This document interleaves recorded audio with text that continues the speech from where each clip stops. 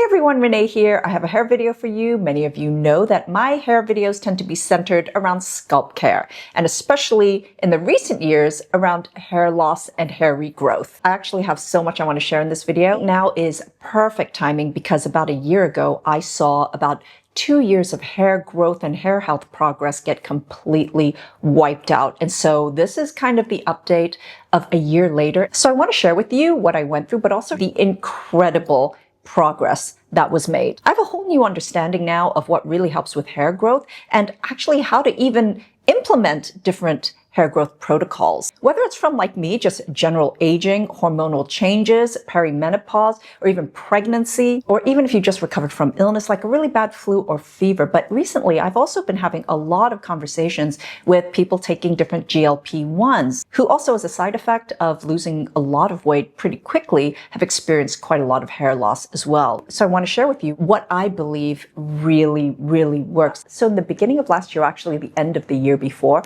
I got pneumonia. I talked about this a couple of times. That was brutal. It took about 3 months to recover, and all routines, protocols, that just went out the window. There was just no ability to care about any of that. The one thing that I definitely learned during this time about the scalp care protocols that I've been using for the past 2 years, if there was ever any doubt, is that they were definitely working. Because when it all came to a hard stop, all the regrowth and some just fell out because my body just focused all its resources on recovery. So there was just not enough going around for my hair. I even mentioned last year that I was having a lot of skin issues as well. But this went through a double whammy of hard stopping the protocols as well as the illness. There was definitely increased shedding, but it was about a month later when really fistfuls of hair was coming out, and it was very evenly dispersed. So it wasn't like it came out in one patch or different patches. I was scared to wash my hair. I also cut about 5 inches off so that the illusion of how much hair is shedding would just maybe seem less, but also just to hide the sheer volume loss. So I basically just started from zero again with a new protocol that emerged, implemented in phases, which really did start working from day one. But a year later, I can tell you that the results are better than what I had before. So throughout my head, I have this hair growth. You can see it's coming from underneath. This is the length of the layer, which is exactly 1 year of hair growth. This is throughout. You can see it on this side as well. My part and my hairline wasn't affected until much later.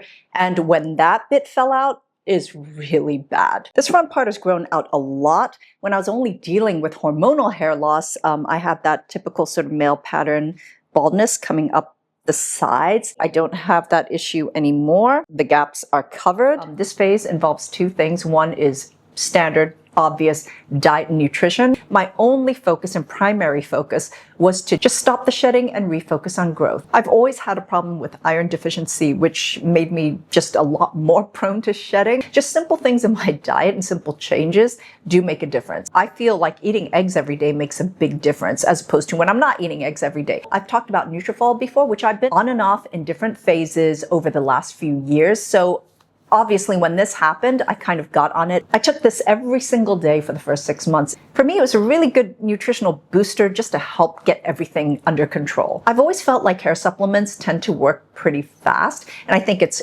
great to take in the beginning phase when you're just trying to get everything on track. The other thing I started doing religiously, and this really is quite important, especially concerning scalp health, but hair health, hair growth, hair loss, is scalp stimulation and follicle stimulation. I'm at that point now where scalp care and attention needs to be daily now. It needs to be part of my daily routine because I'm fighting some strong forces, the hormones, nutritional deficiencies, aging, and of course, just general stress. So a few months ago, I did a video, which I will link down below, about the beauty devices that I actually use. As you know, devices require some dedication, and some I feel are definitely worth the investment. So spoiler alert, this is one of my stars in the video. This portion of the video is in collaboration with iRESTORE. Of course, I've got special savings for you, and they are significant. All the details will be in the description box in case you're interested. I used the Pro before, which definitely worked, but this whole incident last year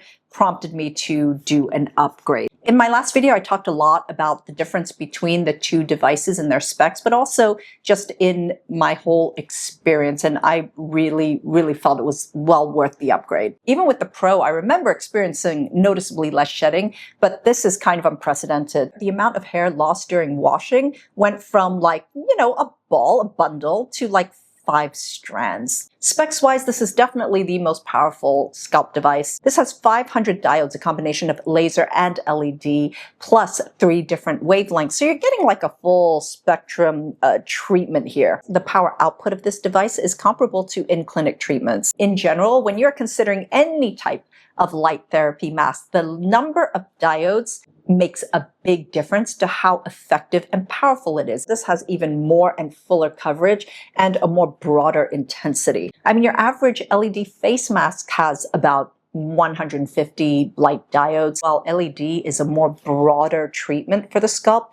Laser is good at getting deeper and just pinpointing, targeting those follicles. For me, it's the easiest daily 12 minutes. I use it when I'm opening my emails in the morning. Topically, just using this alone for the first 3-4 months kick-started all this growth. And the hair that's grown back is just strong and healthy and just staying in my head. Now, a year later, all that hair that I lost is at least long enough that I could put it in a ponytail. And just that the size of the ponytail feels like it's doubled is so satisfying. But also there's just constant new growth coming out as well. My scalp just feels, super productive. For me, this is just a long-term investment at this point. It's something that I will be consistently using just for maintenance. Also, when used in combination with the topical serums, it makes the results even more effective than using them alone. I can definitely attest to that. I get that this is pricey. It's not an investment everyone can make, but there are other things that one can do to really help. I mean, just daily hair brushing would make such a huge difference, but not so much that you're brushing your hair.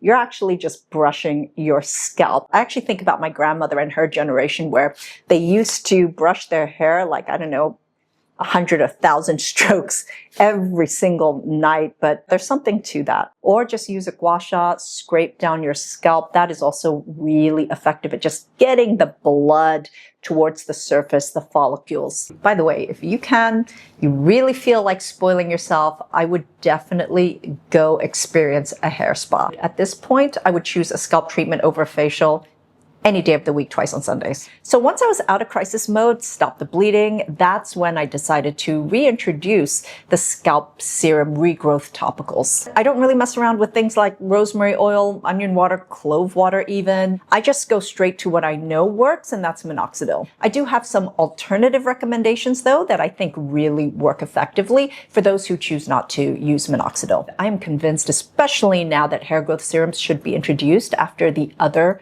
protocols, not least of the reasons is because this will cause a dread shed. At the time when everything was falling out, I don't think I could have handled more fallout, especially because I was already having a hard time concealing the situation. The way minoxidil works when you first start using it is that it will clear out all the old, weak, thin strands of hair to make way for the strong, young, thicker strands. So on the bright side, when you are experiencing shedding, when you first start using minoxidil, that means it's working. The only thing that I dislike, but I've made my peace with, is the fact that once you start, you have to keep using it forever. You cannot stop, as I found out the hard way. I mentioned before that I used 5% hers. I've even used the 5% Rogaine. It doesn't really matter as long as it just doesn't weigh down my hair too much. Most recently I've been using this, but I had to get it from a pharmacy in Korea. So I'm not going to talk too much about it because I don't know how accessible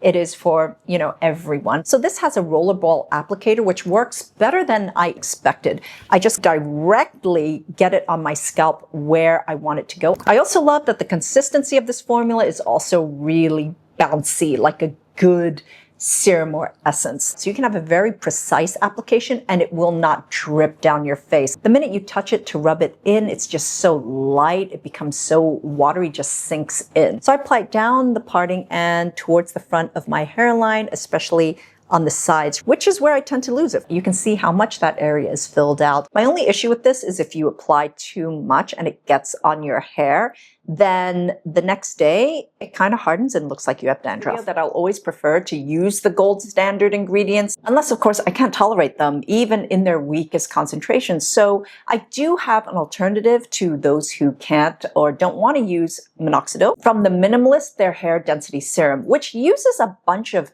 rising in popularity ingredients for hair growth. Redensil is a popular one. It's been kind of a superstar, especially in the plant-based circles, but there have been some recent studies on the even greater effectiveness of Redensil combined with Capicil and Procapil. The hair growth results were comparable to that of minoxidil. They do work differently though. Minoxidil works by increasing the blood flow to the hair follicles, whereas Redensil targets the stem cells in the hair follicles directly to stimulate dormant follicles and push them into the anagen phase. These are newer ingredients. Redensil is from 2014, and these studies are relatively recent, so it's certainly not comparable to like the 40 plus years of minoxidil. And of course, if you've had great results yourself from trying alternative treatments, then, that's great. I do want to mention though, the only reason why I'm recommending this over the ordinary hair density serum, which I loved, I actually was using that before I started using minoxidil. And it pretty much uses the same grouping of ingredients, but I like that this formula states the exact concentration of the different ingredients in the formula because